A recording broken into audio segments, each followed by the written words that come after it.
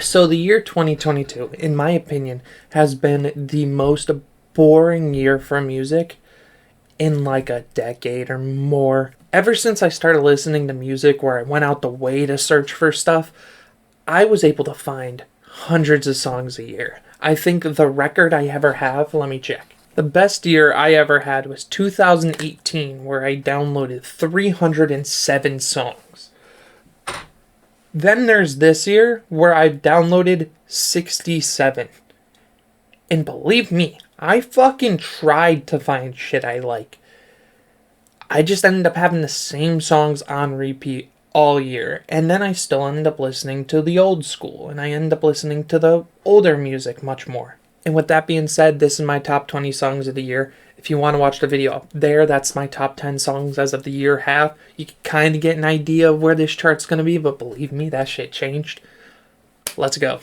She not a lesbian for peace, she turned lesbian. Push P, I'm pushing P. So starting off, it's the same way we started off the last list. Pushin' P is such a simply fun song. I'm glad it became a meme. It's got three rappers who I believe really worked together on it, and the memes were good. P, I don't know what else to say about it. It's Pushin' P. You fucking hurt Pushin' P. Whole sound suave, but I can't get recalled, bro. Think he John Wayne. I bought him yellow. So this song actually flew under my radar because I told myself after what I heard about Honestly Nevermind, I ain't listening to no bullshit. I ain't listening to nothing Drake puts out when it's a solo album. Unless somebody says that shit's good, I'm not doing it. But when Her Loss came out and I listened to Her Loss, I realized I really liked it. And I went back and listened to the Jimmy Cooks, and I realized I totally fucked up not listening to that song because it's a banger. It's got a good beat switch in the middle, good samples, great flows, and a great verse by 21, and a decent, like, Drake doing his thing, which is what I want to see more of. Pop up with no switches on, pop up with that shit on, pop up like my granny, grandma and granny, lot of So off of that really disappointing Lil Baby tape, I got one song off of it, and I really think that it was really held together by Narda Wick, because that song just slapped. And that beat switch in the middle when it turns into Nardo, I was like, yo, this is what I wanted to hear this whole time. Baby did his thing, but it felt like the rest of the album in a way. There was only one other song I liked off that Lil Baby project, and it was not finished. And you can kind of see how these two songs are similar, but the tape wasn't that great. I'm going to keep it real, but this song, check it out if you haven't already.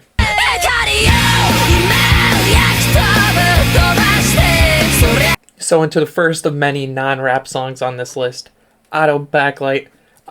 You saw last year when I put Odo at number 7 of the year, I fucking loved her music and I started paying attention to it. And when I found out she was doing the freaking One Piece Film Red soundtrack, and I had started watching One Piece this year, don't say anything, I'm still like halfway through it. I went and watched a movie with my friends, and I fucking loved the soundtrack she made. And we were joking about, we're like, Oda really just created a movie so he could, and a character just so he can make Otto make a soundtrack for him. And it totally shows, because songs like Backlight, New Genesis, Top Musica, those are all songs that were very, very close. Those songs were very, very close to making this list.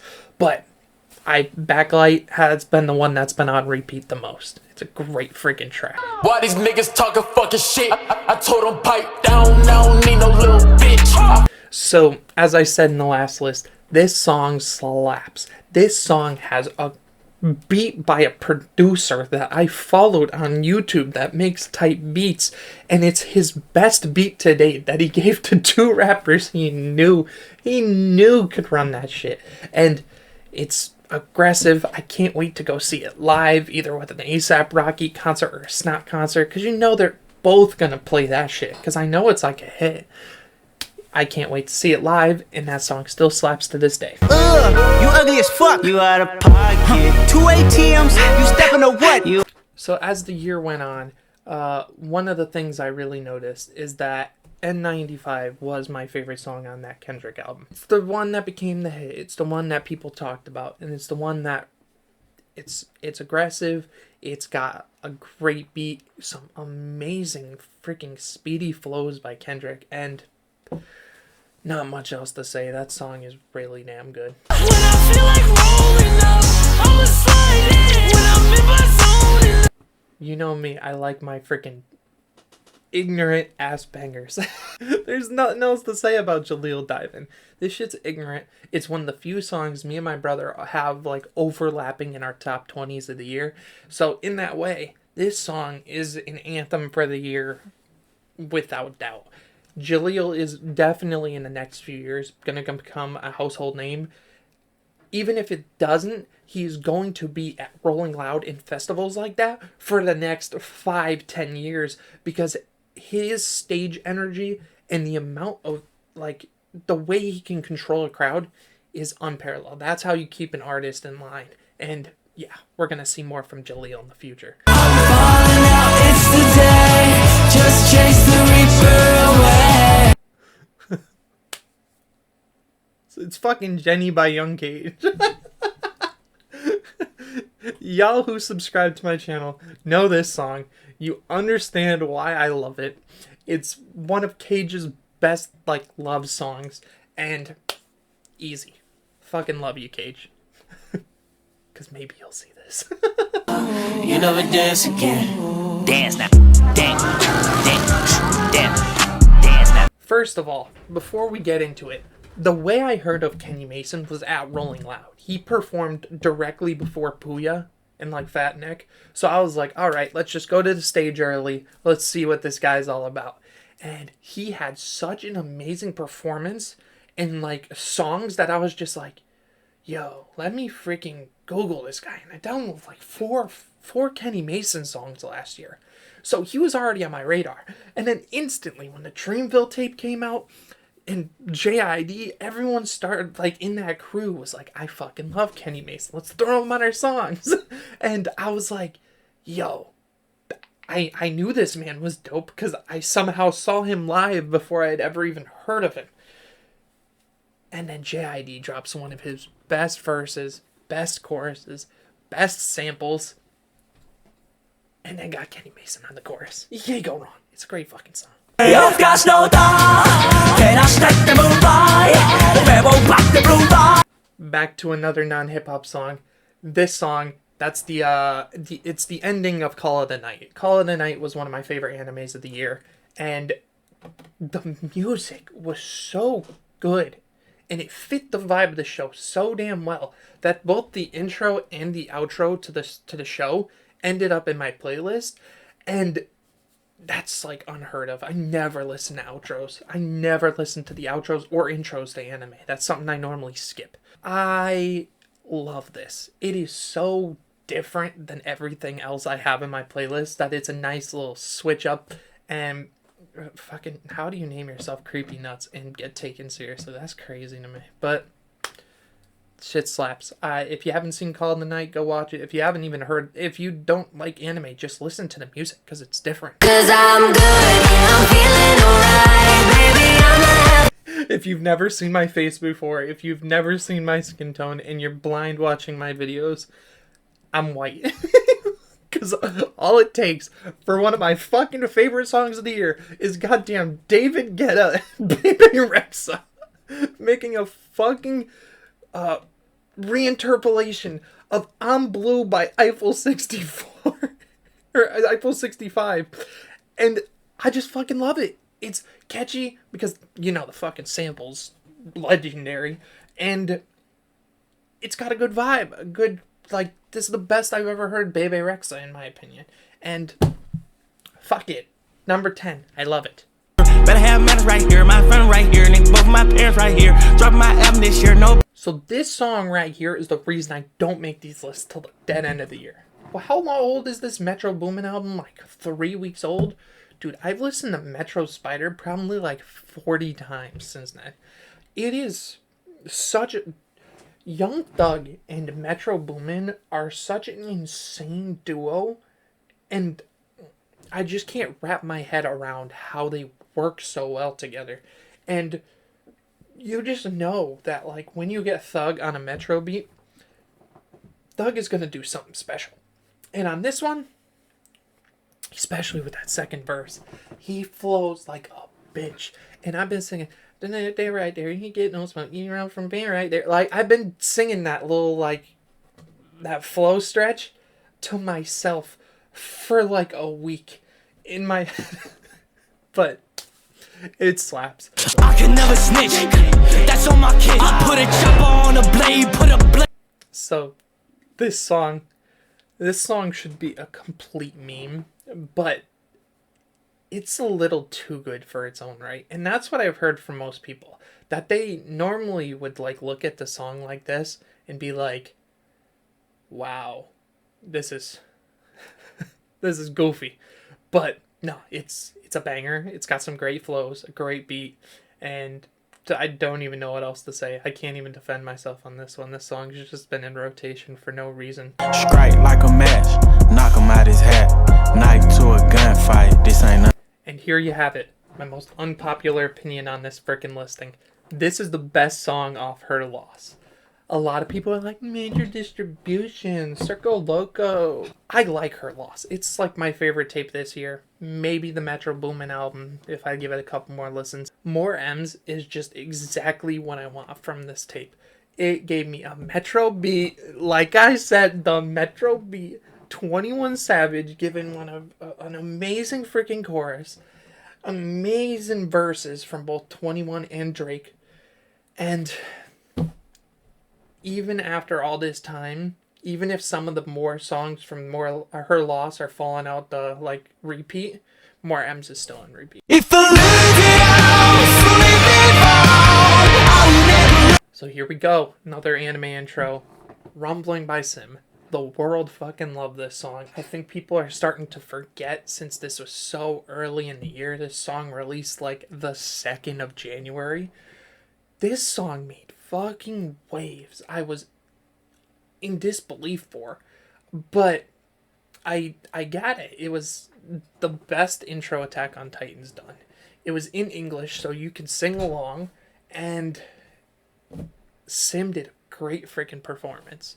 ain't no lacking. She say I'm a nigga from the trenches with an accent. Why you asking me who shot your? The fucking Lil Durk pisses me off, dude, because this man, Lil Durk, all he has to do is get the J Production Beats or whatever the hell the producer on this thing is, whoever's doing this stuff, have him do the beats, have freaking do this kind of flow, do this kind of thing, do an entire album, and Lil Durk will have my favorite album of the century, I swear to God. Because I don't even really pay attention to Durk, but he'll always roll through with a song like this. This is the 3rd year in a row I've had a Lil Durk song in my top 5 that I still listen to all the time.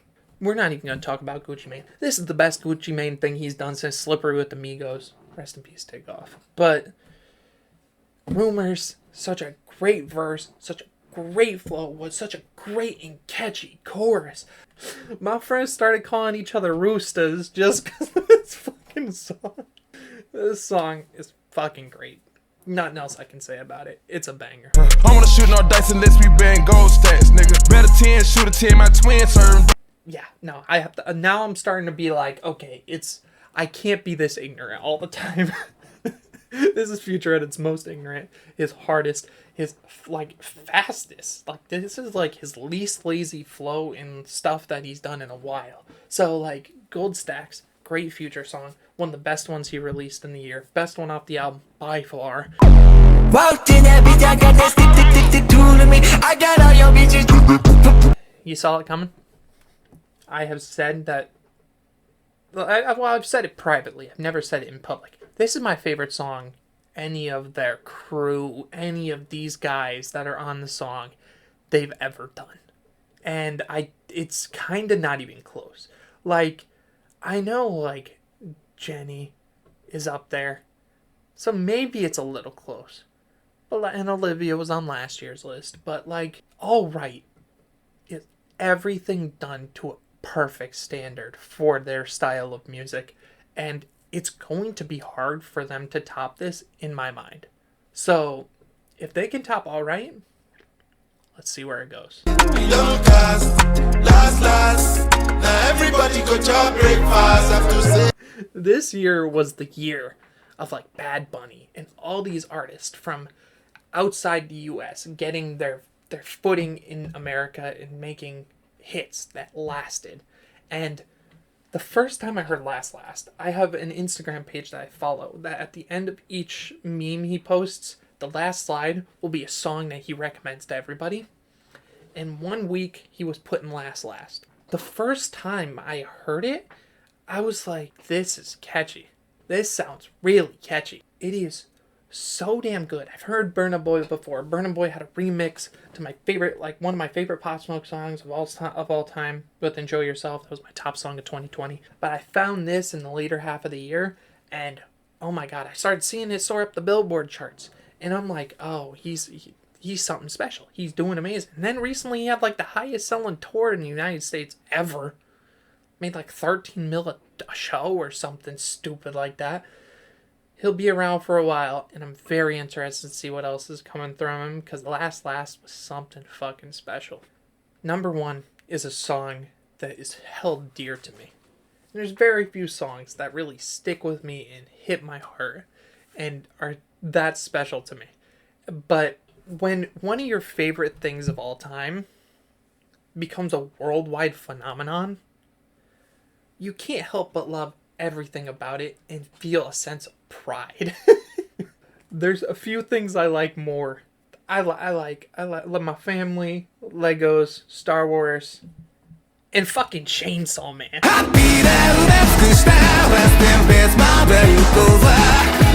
When this song dropped, I knew it was really, really good. But as it kept playing and I kept listening to it, it just got better and better and better. And just seeing from the background how amazing this song did chart-wise. It's like the first Japanese song to ever hit the Canadian top 100. The song was like number 13 in the world for like 3 weeks. It was only cut from getting top 10 because Taylor Swift dropped an album. The song went gold in its first 2 weeks in Japan. Like, the numbers this song is doing across the world is insane. And I can only feel pride because I've loved Chainsaw Man. I've loved Chainsaw Man for so fucking long that seeing everybody with the anime drop fall in love and knowing that season 1 is the worst part. The world's gonna go Chainsaw Man sickness in like a year. And Mappa's doing a great fucking job. Everything about Chainsaw Man has been great. I've only loved what's happened with it. And I'm so glad that's something that I love and hold so dear. And that like hit me on such a powerful, like heartfelt level that like the later chapters do.